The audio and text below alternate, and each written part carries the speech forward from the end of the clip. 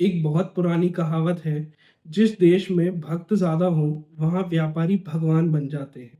और पिछले कई सालों में अगर कोई एक बात सबसे साफ दिखाई दी है, तो वह ये है कि हमारे देश में विश्वास सबसे आसानी से बिकता है।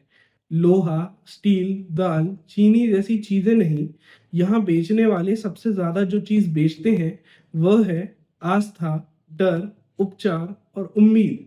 हम किसी भी ब्रांड का नाम लेते हैं और हमें लगता है कि वह ब्रांड हमारा है, क्योंकि वह हमें रोजाना टीवी पर दिखाई देता है, क्योंकि वह हमारे बच्चे का सीरियल है, क्योंकि माँ का घी है, क्योंकि दादी का आयुर्वेद है और परिवार की इम्यूनिटी।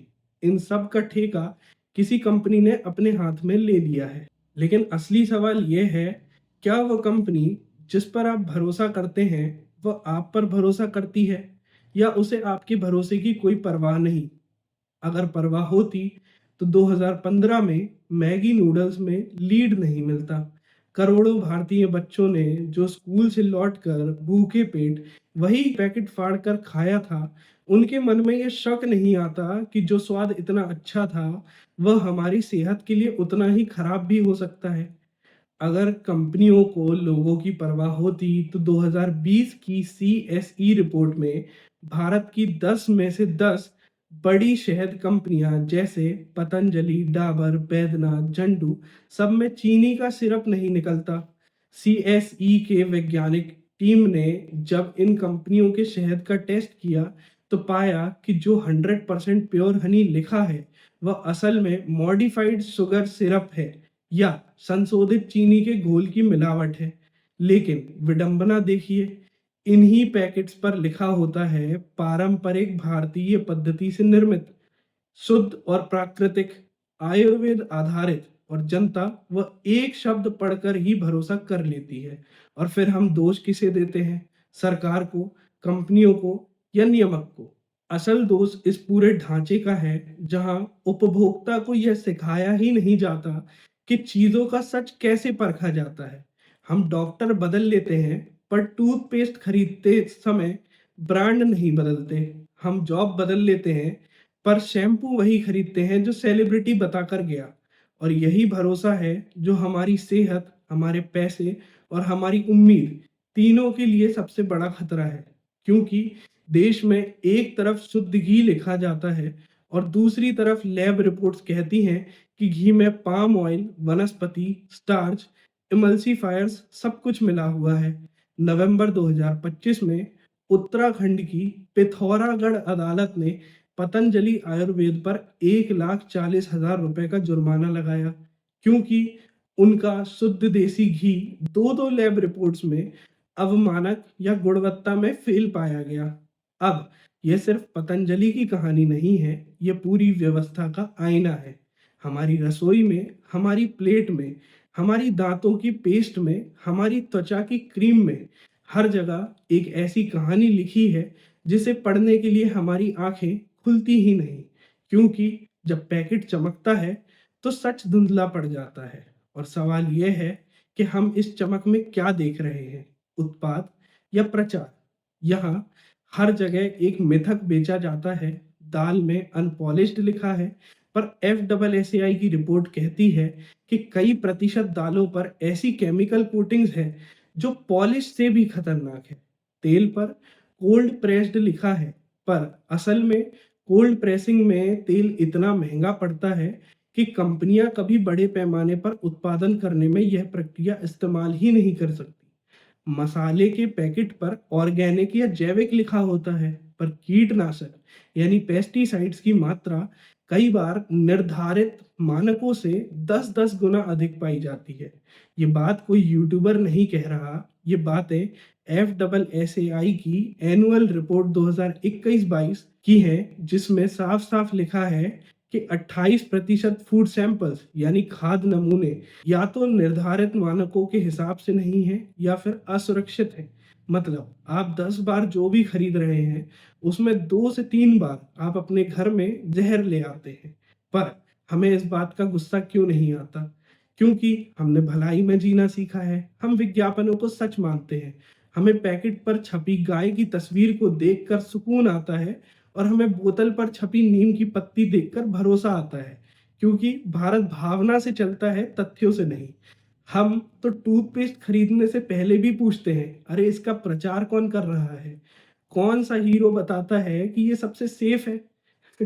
और यही भरोसा जिसका फायदा उठाकर 2019 में जॉनसन एंड जॉनसन को भारत में कई बार अपने बेबी पाउडर का उत्पादन रोकना पड़ा, क्योंकि लैब्स में सैंपल फेल हुए। ये मामला सिर्फ जॉनसन एंड जॉनसन का नहीं है, ये बताता है कि कितनी बड़ी-बड़ी कंपनियां जिनके एड्स में देखभाल, ममता एवं सुरक्षा जैसे शब्द आते हैं, वे भी असल में अपनी गलतियों से बच्चों की जिंदगी तक दांव पर लगा सकती हैं। ये सिर्फ एक उद्योग नहीं, ये एक विश्वास का खेल है, और इस खेल में उपभोक्ता हमेशा हारता है, क्योंकि नियामक का काम है टेस्टिंग, पर लैब्स में स्टाफ ही नहीं है। राज्यों के पास लैब इक्विपमेंट पुराने हैं, कई राज्यों में तो फूड टेस्टिंग लैब ही नहीं है। उदाहरण के लिए रिपोर्ट कहती है कि भारत में हर 25 लाख लोगों पर सिर्फ एक फूड इंस्पेक्टर है। जरा सोचिए, 25 लाख लोगों के पेट की जिम्मेदारी एक आदमी पर है। क्या ये मजाक नहीं है? क्या ये फूड सेफ्टी कहलाती है? क्या हम इस पर भरोसा करके अपने बच्चों को सीरियल खिला रहे हैं? और वही serial national institute of nutrition के 2023 के अध्ययन में पाया गया कि बच्चों के मल्टीग्रेन चोको सीरियल्स, जिन्हें माता-पिता ब्रेन डेवलपमेंट समझकर खरीदते हैं, उनमें शुगर का स्तर किसी बिस्किट से भी ज्यादा है। और हम सोच रहे हैं कि बच्चा मजबूत हो रहा है। असल में बच्चे को लत लगाई जा रही है। अब आते हैं शहद की कहानी पर, क्योंकि यह भारत की सबसे मीठी और सबसे कड़वी कहानी है। जैसा कि हमने जाना कि 10 शहद बनाने वाली कंपनियों का लैब टेस्ट किया, तो हैरानी की बात है कि 10 में से 10 टेस्ट में फेल हो गई। चीनी का सिरप या इंपोर्टेड चाइनीज शुगर सिरप भारतीय शहद में मिलाया जाता था, ताकि मात्रा बढ़ जाए। आपने शहद खाया, आपको लगा रोग प्रतिरोधक क्षमता बढ़ रही है, लेकिन असली रोग प्रतिरोधक क्षमता शून्य, जीरो। जो रोग प्रतिरोधक क्षमता बढ़ रही थी, वह कमाई की रोग प्रतिरोधक क्षमता थी। इन कंपनियों की रोग प्रतिरोधक क्षमता थी, ना कि आपकी। लेकिन किसी को फर्क पड़ा नहीं, क्योंकि हिंदुस्तानी आदमी एक बार विश्वास कर लेता है तो उसे तोड़ना मुश्किल है। और जब आंकड़े आते हैं तो हम कहते हैं, यह तो विरोधी एजेंसी होगी, यह तो किसी की चाल होगी, यह तो ब्रांड को बदनाम करने का प्लान होगा। पर असल सच्चाई क्या है? कंपनियां ये जानती हैं कि भारतीय उपभोक्ता सूचित तथ्यों से ज्यादा टीवी के विज्ञापनों पर भरोसा करता है, और इसी भरोसे का फायदा उठाकर आपको रोग प्रतिरोधक क्षमता बढ़ाने वाली दवा, weight loss oil, diabetes control powder, hair growth serum, ये सब बेचा जाता है।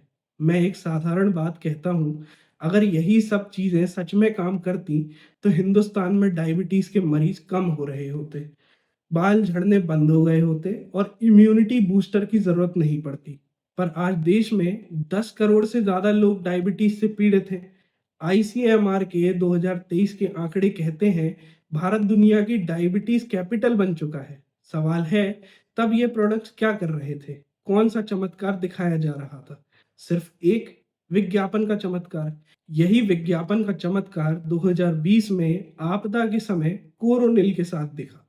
जब पूरा देश मास्क, ऑक्सीजन, वैक्सीन के बीच परेशान था, तब हर्बल क्योर फॉर कोविड या कोरोना के लिए आयुर्वेदिक औषधि का प्रचार किया गया। डब्ल्यूएचओ ने साफ कहा, हमने इसे अप्रूव नहीं किया। आईएमए ने साफ कहा, ये गलत दावा है। लेकिन भारत में जहां बीमारी से ज्यादा डर बिकता है, वहां इलाज भी बिक ही जाता है, चाहे वह वैज्ञानिक हो या ना हो। अब बात करते हैं कुकिंग ऑयल्स की। आपने कई बार विज्ञापन देखा होगा, ब्लेंडेड ऑयल सेहत के लिए अच्छा है, कोलेस्ट्रॉल फ्री, 100% नेचुरल। पर जमीनी हकीकत यह है कि कई बार इन ऑयल्स में जहरीले विलायक यानी टॉक्सिक सॉल्वेंट्स मिलते हैं, या पाम ऑयल की मात्रा इतनी होती है कि वह लेबलिंग में भी छिपा दी जाती है।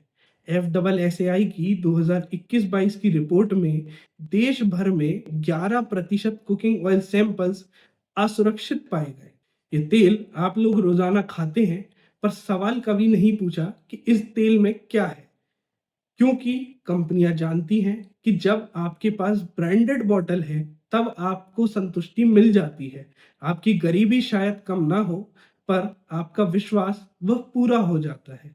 विज्ञापन आपको संतोष बेचता है, वास्तविक सुरक्षा नहीं। अब आते हैं सबसे उलझाने वाले भाग पर, नेचुरल, हर्बल, केमिकल फ्री। आप टूथपेस्ट खरीदते हैं, उस पर लिखा होता है 100% हर्बल, पर पदार्थ देखें तो उसमें SLES होता है, फ्लूराइड होते हैं, प्रिजर्वेटिव्स होते हैं। और शैम्पू खरीदते हैं तो उसमें लिखा होता है भृंगराज, आंवला और ना जाने क्या क्या। पर एक्चुअल शैम्पू सिंथेटिक बेस होता है। और सोप खरीदते हैं तो उस पर लिखा होता है प्योर ग्लिसरीन, लेकिन उसमें सिंथेटिक फ्रेगनेंस, आर्टिफिशियल कलर्स होते हैं। और इसकी अनुमति है, क्योंकि लेबलिंग के नियम इतने ढीले हैं कि कंपनीज कुछ भी लिखकर कानून से निकल जाती हैं। आप केमिकल फ्री कैसे कह सकते हैं? पानी भी एक केमिकल है, सॉल्ट भी एक केमिकल है, फ्रूट भी केमिकल है। यह वर्डिंग ही सबसे बड़ा फ्रॉड है। पर जनता नेचुरल शब्द देख लेती है और प्रोडक्ट घर ले आती है। क्यों? क्योंकि भारत में डर बिकता है और केमिकल्स का डर सबसे ज्यादा बिकता है। अब सवाल यह है कि कंपनियां ऐसा क्यों करती हैं? उत्तर सीधा है, भारत में जिम्मेदारी सबसे कम है। कानून है, पर लागू कौन करता है? फूड सेफ्टी इंस्पेक्टर है, पर कितने हैं? लैब है, पर कितने कार्यरत हैं? इस देश में अगर किसी कंपनी पर भ्रामक विज्ञापन का आरोप लगे तो वे 10 लाख का फाइन भर देती हैं, पर उसने प्रचार में 200 करोड़ खर्च किए। मतलब ये जुर्माना उसके लिए PR खर्चे से ज्यादा कुछ नहीं। गलत काम करके लाखों का प्रॉफिट बच जाता है। इंस्टाग्राम पर हर दूसरा वीडियो कोई इन्फ्लुएंसर आपको स्किन ग्लो सीरम बेच रहा है, मुझे तो 10 दिन में फर्क दिख गया। यूट्यूब पर हर तीसरा वीडियो आपको आयुर्वेदिक डॉक्टर बनकर कैंसर, थायराइड, PCOS जैसी बीमारियों का इलाज बता रहा है। और जनता सोचती है ये तो हमारे जैसे लोग हैं, ये क्यों झूठ बोलेंगे? पर सच्चाई, इन्फ्लुएंसर मार्केटिंग आज FMCG का सबसे बड़ा हथियार है। FSSAI, ASCI, consumer affairs ministry 3 बार वार्निंग देते हैं, भ्रामक डिजिटल विज्ञापन बढ़ रहे हैं। पर डिजिटल दुनिया इतनी बड़ी है कि कोई ठीक से निगरानी नहीं रख सकता। अब आइए पैनिक बाइंग की साइकोलॉजी समझे। महामारी के समय भारत में इम्यूनिटी बूस्टर की बिक्री 300% से बढ़ गई। विटामिन C च्यवनप्राश, गिलोय जूस, काढ़ा के पैकेट्स और क्या क्या। ICMR ने बाद में रिपोर्ट निकाली, इम्यूनिटी बूस्टर का कोई वैज्ञानिक आधार नहीं है, पर कंपनियों ने उस समय अरबों कमाए। गलती किसकी थी? कंपनियों की या जनता की? कुछ हद तक दोनों की, क्योंकि देश में आस्था की दुकानें हर सड़क पर हैं, पर वैज्ञानिक जागरूकता की दुकानें कहीं नहीं। अब सवाल, रेगुलेटर्स क्या कर रहे हैं? FSSAI ने अपनी खुद की रिपोर्ट में कहा कि देश के 70% लैब्स में लेटेस्ट उपकरण ही नहीं है। कई लैब्स मैनुअल टेस्टिंग पर अभी भी चल रहे हैं। कुछ राज्यों में सैंपल भेजने पर 3 से 6 महीने में रिजल्ट आता है, तब तक प्रोडक्ट बाजार से खत्म हो जाता है, जबकि रिजल्ट 14 दिन के अंदर आना चाहिए। इस सिस्टम में सुधार के लिए बजट चाहिए, मानव संसाधन चाहिए और राजनीतिक इच्छा शक्ति चाहिए।